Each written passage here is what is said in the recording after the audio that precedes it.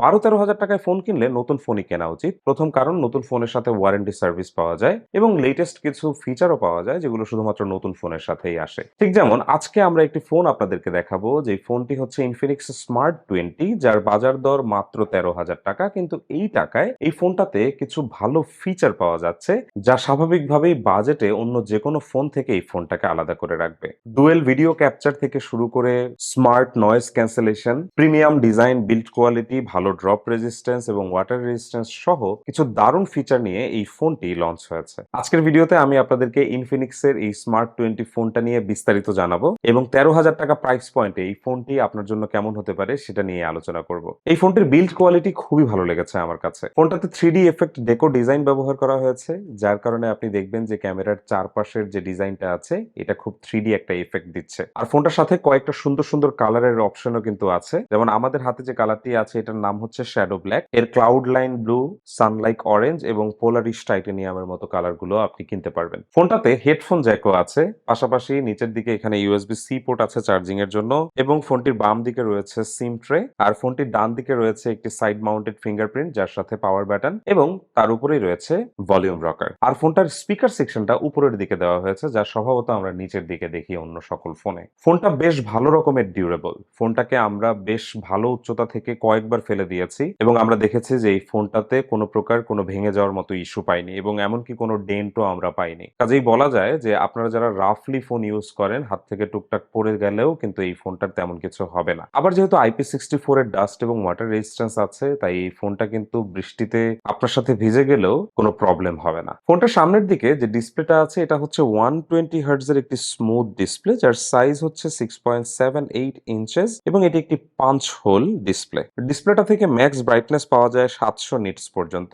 আর এর resolution 720x1576 pixels. Normally HD content এই ডিসপ্লেটাতে খুব ভালো দেখা যায়, আর এমনিতে ইউজার ইন্টারফেসে আমরা যে কালারগুলো দেখি সেই কালারগুলো যথেষ্ট শার্প লেগেছে আমার কাছে। বেশিরভাগ ক্ষেত্রে লো ব্রাইটনেস অবস্থায় আমার কাছে কালারগুলো কিছুটা ডিম মনে হয়েছে, তবে এই বাজেটের টিএফটি ডিসপ্লেগুলো কিন্তু কিছুটা এমনই হয়। তবে খুব অ্যাপ্রিসিয়েট করব আমি যে তারা এখানে একটা পাঞ্চ হোল ডিসপ্লে দিয়েছে। এই বাজেটের মধ্যে পাঞ্চ হোল ডিসপ্লেটা থাকাটা খুব জরুরি ছিল। ফোনটাতে যে চিপসেট ব্যবহার করা হয়েছে এটা মিডিয়াটেকের G81 আলটিমেটের একটি চিপসেট। ইনফিনিক্স ক্লেম করছে যে এটা প্রায় 48 মাস পর্যন্ত খুব ফ্লুয়েন্ট ভাবে চলবে। তার মানে হচ্ছে 4 বছরের মতো এই ফোনটা ব্যবহার করা যাবে। সো 13,000 টাকা দিয়ে ফোন কিনে যদি 4 বছর ব্যবহার করা যায়, এর জন্য অবশ্যই অ্যাপ্রিসিয়েট করতে হবে ইনফিনিক্সকে। তবে এখন দেখার বিষয় যে সামনে আসলে এই ফোনটা কেমন চলে। আর আমরা যখন এই ফোনটাকে ব্যবহার করেছি তখন আমরা এই বাজেটের ফোনগুলোর থেকে যেমন পারফরমেন্স পাই তার থেকে কিছুটা বেটার পারফরমেন্স আমি এই ফোনটা থেকে পেয়েছি, এটা বলতে হবে। 120 হার্টজ এর রিফ্রেশ রেট থাকায় অপারেশন গুলো খুব স্মুথ লেগেছে। অ্যাপ ওপেনিং এবং ক্লোজিং ওয়াজ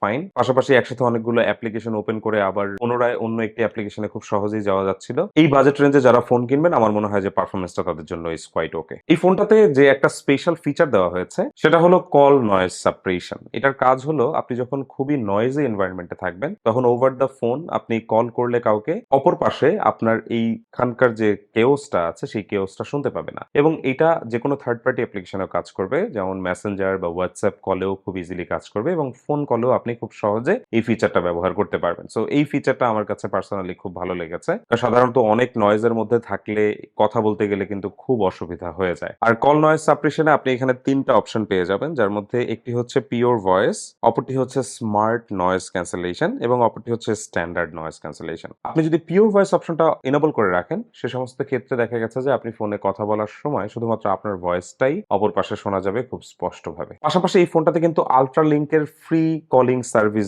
সেটাও আছে, যার মাধ্যমে কিন্তু আপনি 1 কিলোমিটার ডিস্টেন্সে আলট্রা লিঙ্ক ফিচার ব্যবহার করে কোনো প্রকার কোনো ডেটা কানেকশন বা সিম কার্ড ছাড়াই ফোনে কথা বলতে পারবেন। ফোনে কথা বলা ছাড়াও কিন্তু আপনি এই ফিচারটির মাধ্যমে মেসেজ করতে পারবেন এবং 60 সেকেন্ডের নিচে ভয়েস মেসেজও পাঠাতে পারবেন, এমনকি ছবিও আদান প্রদান করতে পারবেন। একটি ডায়নামিক বার দেওয়া হয়েছে এই ফোনটাতে, যেটা একটা নোটিফিকেশন বার হিসেবে কাজ করে। যখন আপনার ফোনে কোনো নোটিফিকেশন আসবে বা আপনি যদি কোনো গান শোনেন সে সমস্ত ক্ষেত্রে এই ডায়নামিক বারটা ঠিক আইফোনের ডায়নামিক আইল্যান্ডের মতো পপ আপ হয়ে থাকবে। তাই কিছু ক্ষেত্রে একটা নোটিফিকেশন পপ আপের মতো কাজ করে এই ডায়নামিক বারটা। এই ফিচারটা আমার কাছে খুবই ভালো লেগেছে। পাঞ্চ হোল ক্যামেরার এই ভিজিবিলিটিটাকে কিছুটা ঢেকে দেয়, যে কারণে এই ডিসপ্লেটা একটু ইমার্সিভ এক্সপেরিয়েন্স দিতে পারবে আপনাদেরকে। ক্যামেরাতে এই ফোনে বেস্ট একটা ফিচার হচ্ছে ডুয়েল ভিডিও করার যে অপশনটা। সো এখন আপনি চাইলে দুইটা অ্যাঙ্গেলই একসাথে ভিডিও করতে পারবেন। আপনি একসাথে আপনার সেলফিও ভিডিও করতে পারবেন এবং আপনার পেছনে কি হচ্ছে সেটাও কিন্তু আপনি দেখাতে পারবেন একটি ভিডিওর মধ্যেই। এর পাশাপাশি এই ফোনটাতে কিন্তু আইআর ব্লাস্টারও আছে,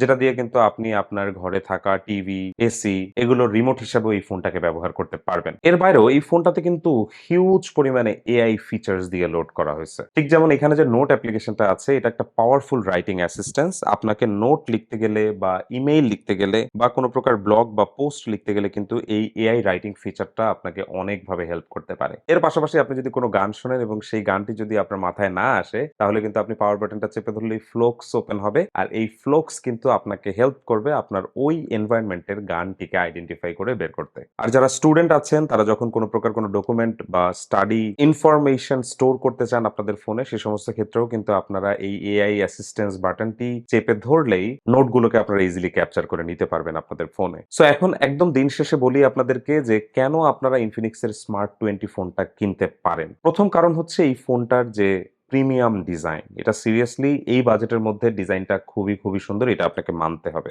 এরপরে এই ফোনটাতে যে পিওর ভয়েস কল ফিচারটা আছে নয়েজ ক্যান্সেলেশন, এটা কিন্তু এই ইন্ডাস্ট্রিতে প্রথম এই ফোনটা দিয়েই লঞ্চ হচ্ছে। আরেকটা ব্যাপার হচ্ছে এই ফোনটা ডিউরেবিলিটি। এই দামের মধ্যে এই ফোনটা খুবই ডিউরেবল করে তৈরি করা হয়েছে। পাশাপাশি এখানে IP64 এর ওয়াটার এবং ডাস্ট রেজিস্ট্যান্স থাকায় এই বাজেটের মধ্যে এই ফোনটাকে কিন্তু এই ফিচারগুলো যথেষ্ট ইউনিক করে রেখেছে। পাশাপাশি হেলিও G81 এর যে চিপসেটটা আছে, এটাও কিন্তু এই বাজেট রেঞ্জে এই ফোনটাকে বেশ পারফরম্যান্স ওরিয়েন্টেড করে ফেলেছে এবং এখানে 5200 মিলি অ্যাম্পিয়ারের একটি লং লাস্টিং ব্যাটারি আছে, যেটা দিয়ে আপনি সারাদিন আরামে ফোনটা ব্যবহার করতে পারবেন। পাশাপাশি আলট্রা লিঙ্ক ফিচার থাকার কারণে আপনি কিন্তু নেটওয়ার্ক ছাড়াই ইজিলি কথা বলতে পারবেন এবং অলওয়েজ অন ডিসপ্লে সাপোর্ট আছে এই ফোনটাতে। যদিও এলসিডি প্যানেল, তারপরেও অলওয়েজ অন ডিসপ্লে সাপোর্ট থাকাটা আমার কাছে খুবই স্পেশাল লেগেছে এবং খুবই ভালো লেগেছে। আর ইনফিনিক্সের এই স্মার্ট 20 ফোনটার 464 জিবির দাম রাখা হয়েছে 13,000 টাকা। আর যারা 4128 জিবি কিনতে চান, তারা 15,000 টাকা দিয়ে এই ফোনটা পেয়ে যাবেন ইনফিনিক্সের সকল আউটলেটে। কাজেই আপনাদের যদি 13,000 টাকা বাজেট থাকে এবং একটি ভালো